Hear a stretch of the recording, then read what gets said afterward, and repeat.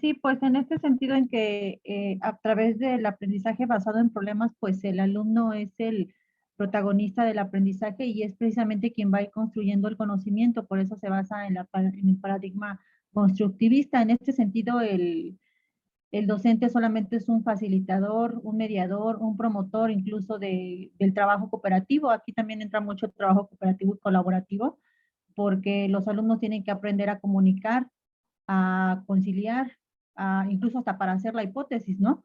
Establecer posibles soluciones al problema que se les plantea a través de un contexto, pues, lo más posible que sea real.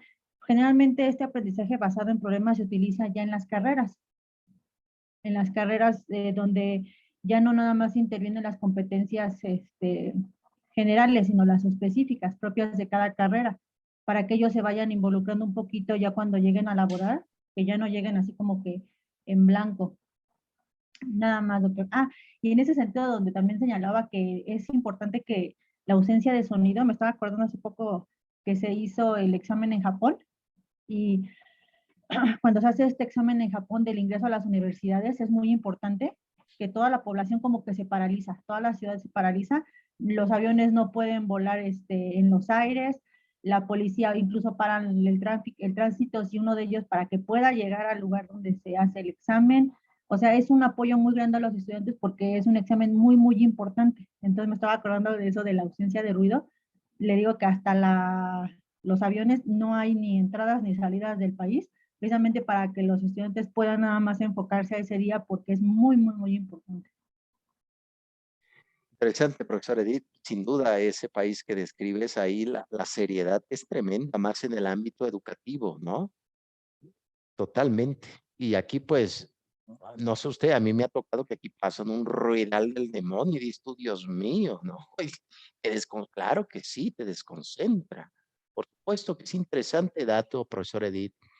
En efecto, eso era precisamente el origen de los monasterios, de los conventos, de los internados, porque traían la idea de Rousseau. ¿Se acuerdan que decía Rousseau? Rousseau desconfiaba de la sociedad, ¿no? Por eso él, su postura del Emilio, del contrato social, es que el alumno creciera, debe de crecer solo, pero sabemos que la interacción es crucial, ¿no? En este aspecto. Pero bueno, las escuelas aquí en México, pues muchos sí tienen buenas estructuras, pero otros, pues el ruido, pues profesor Edith, abunda y llega de todos lados, ¿no? Bien, muchas gracias, profesor Edith. ¿Alguien más quiere comentar o seguimos ya para ir terminando ya el día de hoy? Muy bien, ánimo, profesores, los veo cansadotes, un poco cansado, pero ánimo, ánimo. Bien, aquí el profesor Barro, el médico, hace su propia descripción de este aprendizaje basado en problemas. Lo comenta bien la profesora Edith. La pregunta es, ¿qué es el constructivismo? Recuerden muy bien que cuando surgió el clásico de este propio Pavlov, que hablaba que la educación está en el sistema nervioso.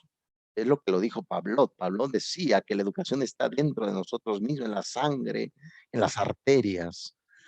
Y se creía precisamente que la conciencia era una caja negra, así se describe en teoría del aprendizaje. La conciencia es una caja negra. ¿De dónde viene la luz? Del docente. Pero sabemos que bueno, hay gente que sí tiene conciencia un poco negra, ¿no? Perdón, profesores, por decir, perdón por este pequeño. Pero sí, entonces, precisamente el alumno se convierte en esa caja negra, lo que dice el conductismo. Por lo tanto, el constructivismo es una postura epistemológica educativa que dice que el conocimiento no está terminado. Ahorita vamos a ver una diapositiva que traigo, no me quiero adelantar. El conocimiento no está terminado. Óigame, profesor, ¿cuándo se termina? Hasta que te mueres, hasta la finitud. Pero eso no se sabía. Oye, profesor, ¿pero cómo? No se sabía. Es importante, ilustres profesores de la maestría, maestros, no se les olvide que una de las enseñanzas de la historia es que todo lo que hoy existe no ha existido siempre. Eso quiero que ustedes lo reflexionen siempre, que todo lo que hoy existe no ha existido siempre. Todo el concepto educativo fue un invento hace a tiro de piedra, siglo XX, a tiro de piedra. a tiro de piedra. Imagínense una institución donde hay poca luz, hace un frío terrible, eso va a afectar en el ámbito educativo, por supuesto. Muy bien, prosigo. Bien, aquí el profesor, los profesores, lo comentó muy bien la profesora Edith, ya la propia escuela ya no se centra en el docente, sino el propio estudiante, el alumno. Eh, Se habla de pequeños grupos, pero vemos también usted dirá, oye, profesor, pero eso no pasa en mi escuela. Tengo grupos de 50, 70. ¿Se acuerda una vez que le platiqué que yo di clase a 90 alumnos? No cabían, estaban afuera sentados. Era difícil, ¿no? También, eh, aparentemente, recuerden esto, que el docente, no se les olvide, el docente no debe dar siempre respuestas. El docente no debe dar siempre la respuesta a todo. Uno, como dijo Freire, no lo sabe todo. Dos, el alumno debe de aprender a dar respuesta ante los acontecimientos que vienen. Entonces, ¿cómo va la cosa? Por ejemplo, profesora Lisbeth o los profesores, profesor Juan, profesora Patti, Edith, ustedes llegan al aula de clases, presentan, traen una pequeña historia, un pequeño cuento, una pequeña narrativa. Un ejemplo, ahí les voy un ejemplo. Hubo una señora, un ejemplo, es un ejemplo hipotético, una señora llamada Claribel. Ella tenía a su esposo y demás, pero empezaron a tener muchos problemas. ¿Por qué? Porque en una tarde se pelearon en la escuela, su esposo era profesor, porque la señora Claribel descubrió que pues le fue infiel con una mujer por ahí. Ella no supo precisamente quién fue, pero ya luego, una semana después, descubrió quién era. Era una profesora de la institución. Perdón es hipotético, profesor. Entonces ella una tarde sale a correr en su ejercicio para disipar un poco la mente y se encuentra que esta mujer se estaba ahogando en un río. Cayó por accidente en un río y se estaba ahogando. La pregunta es, ¿qué harían ustedes? ¿Salvarían a la mujer que le quitó a su esposo y arruinó a su familia o la salvarían?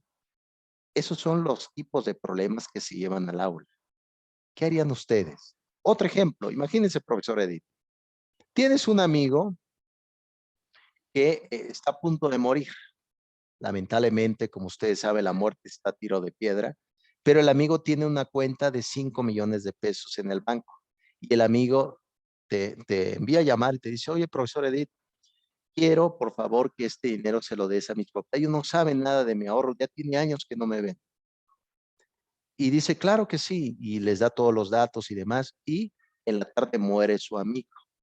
¿Qué harían ustedes? ¿Le darían ese dinero a su familia o se lo quedarían? Nadie sabe nada, ni su familia, ni nada.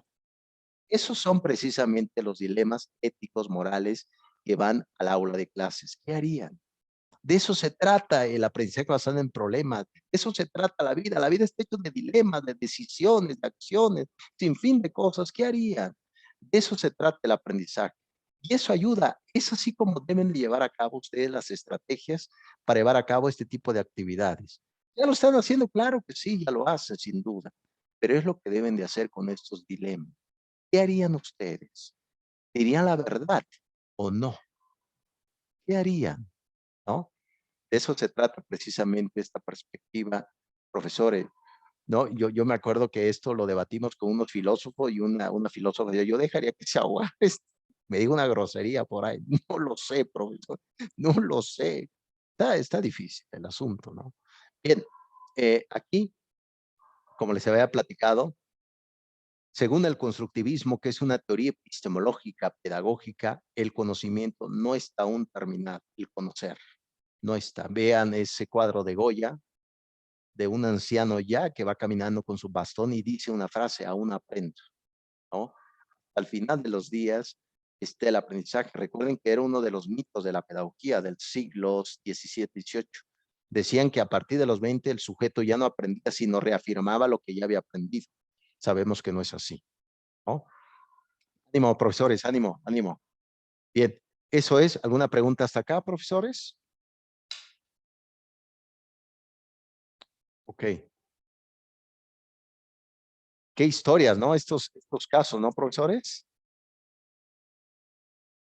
¿no? ¿Qué haría, no? Estuviera ahogando, ayúdame, por favor, ayúdame, Claribel. ¿Qué haría, no? Más difícil es hacer cosas cuando nadie nos ve, ¿no? Cuando todo nos ve, todo el mundo nos ve, es fácil, hasta somos Teresa de Calcuta, ayudo a todo el mundo. Pero ¿qué pasa cuando nadie nos está viendo? ¿Qué estamos haciendo? ¿No? De eso se trata precisamente. Yo creo que va a generar mucho debate si es que ya lo lleven a cabo o lo quieren construir. Adelante, va a abrir un gran debate y el tiempo del aula se va a convertir rápidamente. Va a decir, ya terminó, profesor. El debate estaba fantástico, ¿no? Uno de los debates también, precisamente, se ha debatido mucho, por ejemplo, el tema del aborto. Es un gran debate, ¿no? María es una chica que tiene tal edad, se pasó esto, ¿qué harían ustedes? ¿No? ¿Dejar la escuela o hacer esto? ¿Qué harían? Entonces, eso es precisamente lo que se debe de llevar a cabo, ¿no, profesores? Bien, sale pues aquí rápidamente, como les había comentado, la secuencia de cómo se puede llevar a cabo. Se presenta el problema, como les había dicho. Sin duda, cada problema tiene especificaciones y eso no lo digo yo, lo comentó René Descartes. René Descartes hacía la propuesta de que un problema se debe de dividir para dar soluciones, dividirlo. Un ejemplo, imagínense nada más que un joven llamado José Vitocayo, tiene un problema fuerte que está en un dilema. Sus papás lo corrió de la casa, sus padres, porque llegaba a la hora que quería y demás, y está rentando un pequeño departamento, pero sigue estudiando. Entonces el dilema es precisamente si dejar, dejar la universidad o seguir en el trabajo o dejar el departamento. ¿Qué haría este joven José? ¿No? Entonces se presenta ese problema, se identifica la necesidad de bien.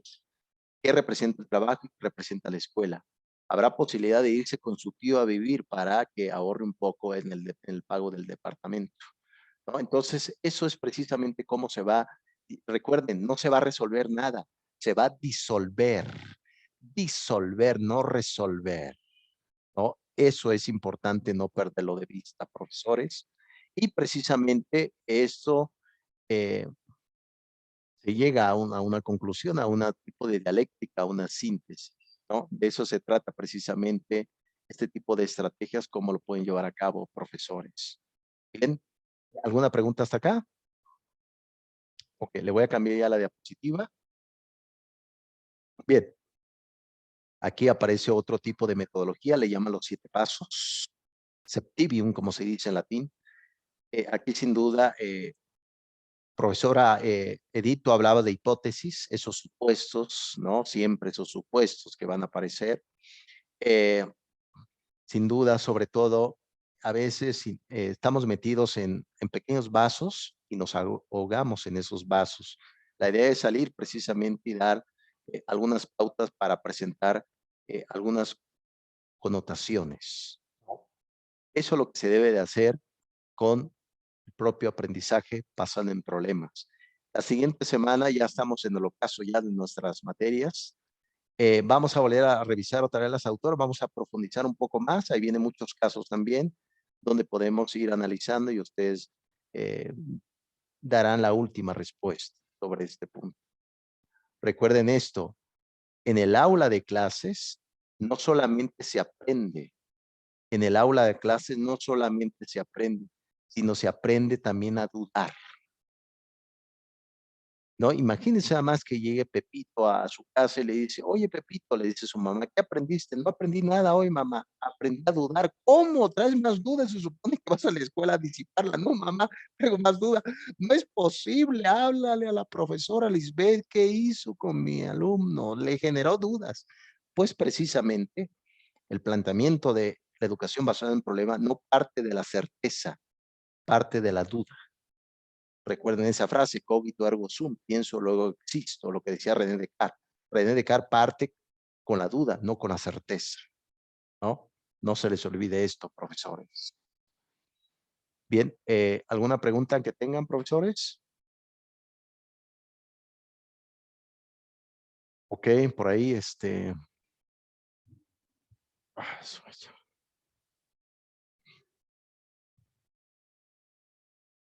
Los veo muy serios, profesores, realmente, bueno, siempre han sido serios, y no, excepto la profesora Lisbeth, ¿no? Es un poco de, pero bien, bien, profesores, prosigo, ¿ya tomaron nota por ahí? Algunos. Ok, bien, sale, aquí habla precisamente en ese pequeño cuadro comparativo que ya lo vimos en Julio Pimienta, positivo, negativo e interesante, ¿se acuerdan? El PNI, que habíamos visto el profesor Julio Pimienta, sobre esas clasificaciones, ¿no? Del concepto de tipo de aprendizaje, aquí cuál es el rol del docente, ¿no? El alumno es el que posee verdades, el alumno es el que pregunta, el alumno da soluciones, el alumno emprende el caminar, pero siempre la figura del propio docente. Aquí viene precisamente un tema interesante, el autoaprendizaje. El autoaprendizaje está detrás del propio docente, no ser autodidacta. No, autodidacta emprendes, en efecto, en solitario un aprendizaje, pero el autoaprendizaje estás en compañía del propio docente, ¿no? A eso precisamente nos referimos sobre todo este concepto.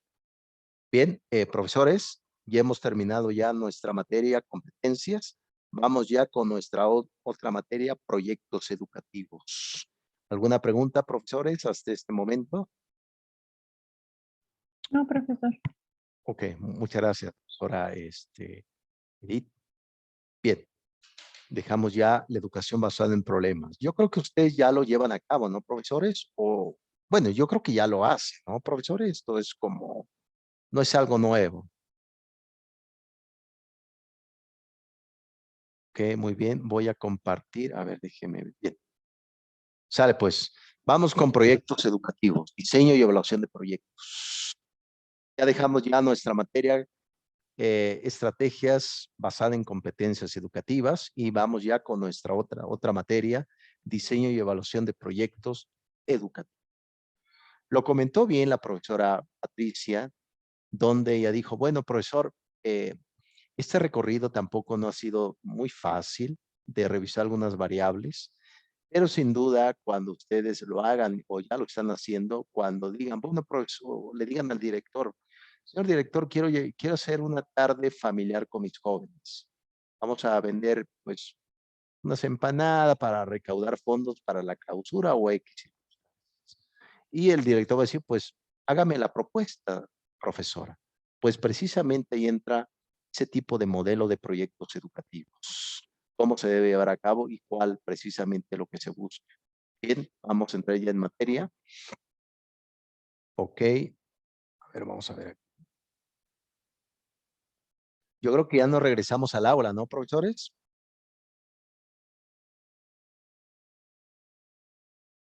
Ok, bien, nos quedamos con el profesor, cómo hacer una investigación cualitativa. ¿Se acuerdan que les había comentado que cuando hablamos precisamente de proyectos educativos, no hay que perder de vista cómo lo vamos a evaluar? Hay muchas propuestas por ahí de la parte cuantitativa, cualitativa y mixta. Eso es la idea del profesor Roberto Sampieri en su libro Metodología de la Investigación. Pero aquí precisamente vemos del punto de vista psicológico de cómo se puede llevar a cabo y sobre todo recaudar información para dar precisamente un sustento de si realmente se llevó a cabo el proyecto o cuáles fueron los fracasos que no se deben de volver a cometer más allá de la visión del futuro.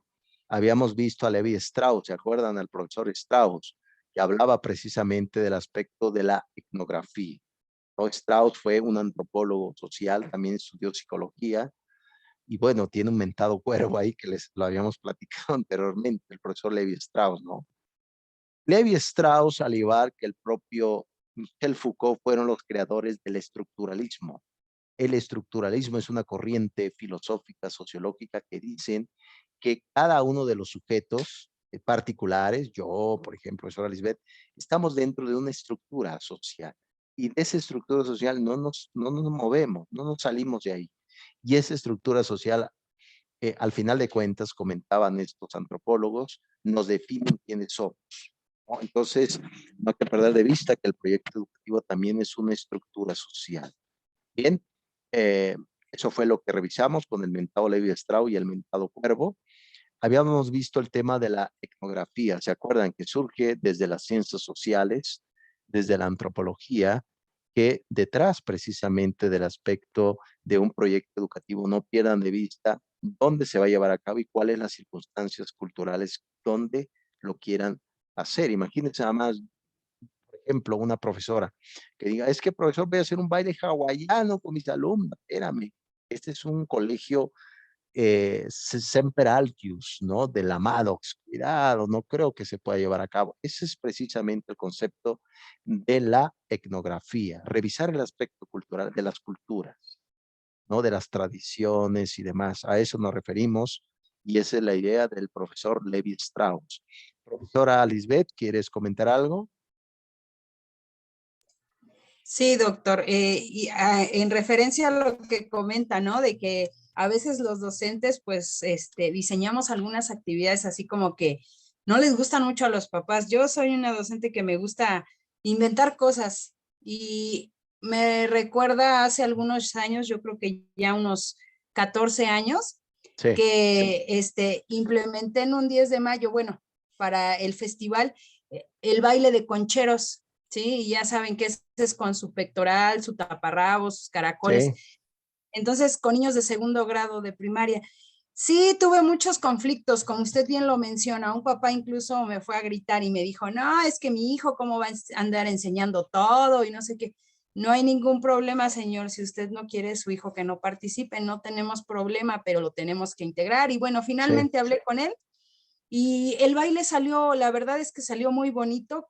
Contacté a un señor que tocaba los tambores y se vestía de realmente con su traje, nos prestó algunos trajes, con otra maestra tocamos, es que no me acuerdo cómo se llama la guitarrita que nos prestó, y bueno, hicimos música en vivo y ese baile, y la verdad es que el señor finalmente me dijo, maestra, qué agradecido estoy con su trabajo, quedó muy bonito, algo diferente, rescató las tradiciones. Y bueno, dices, a lo mejor te causa conflicto todo eso, ¿no? Y la verdad es que a mí incluso me decían algunos compañeros, no lo hagas porque vas a tener más problemas con los papás y si no sale bien, no importa, yo voy a enfrentar el reto a ver qué pasa. Y la verdad es que me quedé con un muy buen sabor de boca porque el trabajo estuvo bien claro al nivel de los niños porque eran segundo grado. Pero sí esa parte de rescatar las costumbres, pues esa cultura que nosotros tenemos como mexicanos es muy amplia, entonces a veces nos olvidamos y nada más nos casamos con el jarabe tapatío, ¿no? Y entonces todo lo demás no lo rescatamos. La verdad es que esas experiencias, bueno, yo las guardo aquí y en mi corazón porque son cosas muy bonitas que vamos experimentando los docentes y que tal vez algún día no me llegue a encontrar a uno de esos alumnos y me diga, maestra, me acuerdo cuando bailamos concheros y a algunos nos daba pena, pero bueno, lo logramos. Entonces, sí, la verdad es que esto es un trabajo arduo, nos genera muchos conflictos con los papás, pero ahí entra mucho la sensibilización que nosotros hagamos en cuanto a esto y tener el conocimiento, porque imagínense que yo hubiera hecho mi baile y todo mal, pues me arrepentiría, ¿no? Pero finalmente, pues ahí vamos poco a poco. En efecto, profesora Lisbeth, tienes toda la razón. Y yo creo que eso, que nos quede siempre presente, que cuando ustedes quieran llevar un proyecto educativo a flote, no olviden el aspecto cultural, dónde está ubicado y qué tipo de propuestas van a hacer, porque tu propuesta, profesora Lisbeth, fue muy, muy interesante, muy, muy innovadora, sobre todo de recuperar la parte cultural, ¿no? De lo que somos, pero es que mi hijo no puede salir así, ¿cómo va a salir? ¿No? Y eso puede ocasionar problemas fuertes totalmente, ¿no? Tienes toda la razón. Yo me acuerdo que yo daba clases con un grupo de maestría de antropología filosófica y les pedí una actividad que precisamente se los dije a ustedes de pedagogía corporal, pero había sacerdotes ahí en ese escenario, entonces hubo un problema fuerte. ¿Cómo, profesor? ¿Qué vas a hacer? No, hagan un peripato, les decía, no, hombre. Entonces, es precisamente el tema de la etnografía, nos ayuda a entender cómo debemos de movernos y qué tipo también de temas podemos llevar a cabo o no. Yo creo, profesora Lisbeth, igual todos aquí maestros presentes, esas muestras académicas, estoy seguro que lo van a llevar a cabo en un futuro, ¿no, profesora Lisbeth? Estoy seguro que lo van a llevar a cabo en un futuro. Estaría interesante, ¿no? Un Día de Muertos, un 10 de mayo, un baile, ¿no? Estaría interesante. Y así si hacen por ahí una tarde de tacos al pastor, me invitan y pues voy a consumir, profesores. Bien, eh, vale, pues ese es el tema de la etnografía de Levi Strauss. Esto ya lo habíamos visto.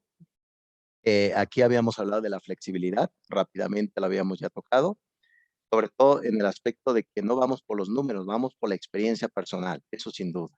No vamos por los números, no vamos por la estadística. La propuesta para evaluar diseño y proyectos educativos es precisamente eso, la parte de lo cualitativo. ¿Se acuerdan que habíamos hablado de las ciencias sociales, un nuevo paradigma, siglo XX y demás? Buscamos la flexibilidad siempre, en todo momento. De hecho, yo, un servidor, la tesis de la maestría y del doctorado lo hice totalmente cualitativa, descriptiva. ¿A través de qué? Yo hice café filosófico en la maestría en filosofía, hice consultoría filosófica, grabé, pero de manera anónima a los que participaran y lo subí a YouTube y eso lo puse como muestra. Eso es totalmente cualitativo. Las destrezas y precisamente eso. O a lo mejor diga, bueno, profesor, voy a grabar mi muestra académica. Esa es una evidencia para la evaluación. Eso va a ayudar mucho para evaluar la actividad, si realmente funcionó o no, a través de la crítica, a través de los comentarios.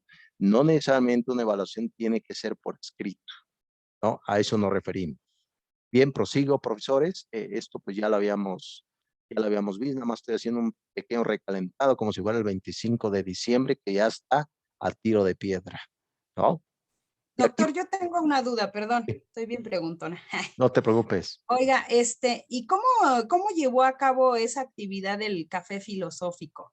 Porque, bueno, yo he escuchado mucho que café literario, pero sinceramente yo no tengo el referente de cómo se lleva a cabo, cuál es la metodología o los pasos a seguir para llevarlo, porque sí me interesaría trabajarlo, por ejemplo, ahorita que estoy en la tutoría con mis compañeras, ¿no? Que sea otra modalidad, además de que, por ejemplo, aquí trabajamos en equipos y así, pero algo diferente, que ellas también conozcan algo diferente.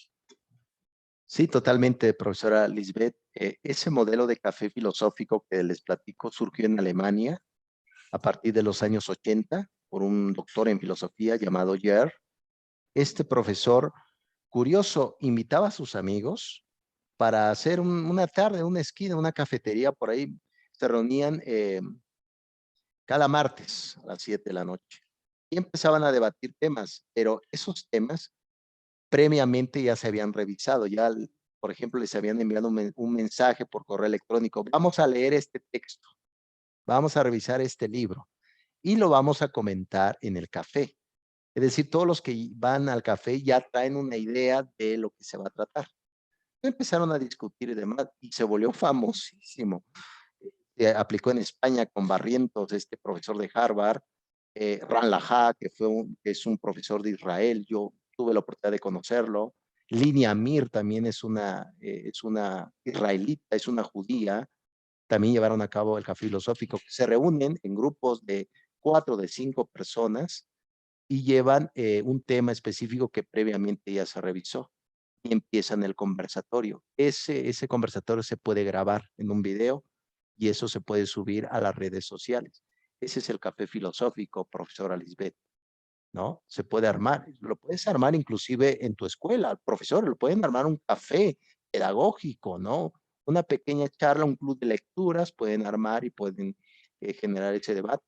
Y a través de la grabación va a ayudar para evaluarlo, a través del criterio personal. Ese es el café filosófico, profesora Lisbeth. Yo inclusive tengo por ahí en un canal de YouTube, tengo pocos seguidores, nada más me sigue mi sobrina y mi esposa, pero tengo unos videos precisamente de los cafés filosóficos. Tengo consultoría también con mis alumnos de una universidad donde les dice consultoría. Es decir, la maestría que yo estudié es para ser consultor filosófico, pero pues yo no voy a dar pláticas así como si fuera psicólogo, no lo soy. Lo ocupo más como parte de mi formación, un poco más histórica, mi formación en filosofía, pero puede ayudar, profesora Lisbeth, un pequeño café pedagógico en la escuela, ¿no?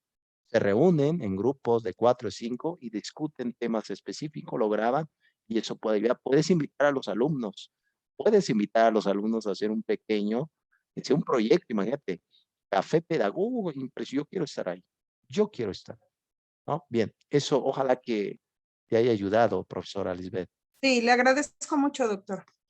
Bien, ok, parte de esas estrategias de lo que comentaba el profesor, el psicólogo de la UNAM, es que precisamente cómo se puede tomar desde lo cualitativo aspectos que nos ayuden para evaluar el proyecto educativo. Se hablaba de fotobiografía, ¿se acuerdan que les platiqué de la iconografía, la genealogía histórica, ¿no? Esta actividad, yo hice un proyecto inclusive de la familia. Yo daba antes la materia de familia. Yo les dije, traigan fotografías de su casa, hágame por ahí una genealogía de dónde viene y lo van a explicar. ¿Y cómo lo vamos a evaluar? A través del comentario del profesor, a través precisamente del alumno de sus herramientas que trajo. Eso puede ayudar inclusive, porque cuando inicie un proyecto pueden tomar fotos. Cuando va iniciando el proyecto junto con los alumnos y al final también fotografía para que diga, aquí iniciamos y aquí está la parte final. Eso puede ayudar bastante, no lo sé, ¿no? Historia de vida, sin duda, todos tenemos una parte de esta descripción. Grupo focal, pueden dividir los grupos que participaron en este proyecto y ellos mismos pueden evaluar. La entrevista también se utiliza mucho en este tipo de mecanismos de lo cualitativo, ¿no? Eso nos dice el profesor a grandes rasgos, ilustres profesores. Bien, ya nos queda 3 minutos. Bien, aquí precisamente nos brinda el profesor unos ejemplos de cómo llevar a cabo esa reunión de proyectos, ¿no? Es claro que, por ejemplo, llegan los padres de familia a ese proyecto que van a hacer los alumnos, ¿no? Ya lo hemos visto en muchas literaturas que el proyecto educativo no solamente lo hace la escuela, lo hacen los alumnos. De hecho, todos los alumnos, todos los docentes deberíamos de tener un proyecto educativo. Todos deberían. Ustedes tienen un proyecto, claro, el más importante, terminar la maestría en educación. Y a lo mejor diga la profesora Edith, profesor, yo quiero hacer un doctorado. Ahí está ese proyecto, ¿no? Bueno, toda la familia estudia, ¿no? Profesor Edith, todos andan trabajando en la didáctica, abuela, la didáctica, acá en la didáctica, así. Bien, inicio, bienvenida. Lo que pueden hacer inclusive cuando se haga el proyecto es que pueden poner una hoja donde escriban su nombre, su correo electrónico y demás. Eso puede ayudar como la evidencia de cuántos participaron en el proyecto educativo, ¿no? El encuadre, pues, de qué se va a tratar precisamente a grandes rasgos. El propósito, estamos aquí porque los jóvenes van a presentar esta actividad, un baile, un canto, poesía, profesora Lisbeth, narrativa y demás, ¿no? Normas de conducción, sin duda, apaguen sus celulares, vamos a poner, etcétera. Grabación de la sesión, ¿no? Muchos inclusive han entregado audios y demás, ¿no? Eso puede ayudar inclusive para presentar este tipo de actividades dentro de los proyectos educativos. Bien, siguiente perspectiva.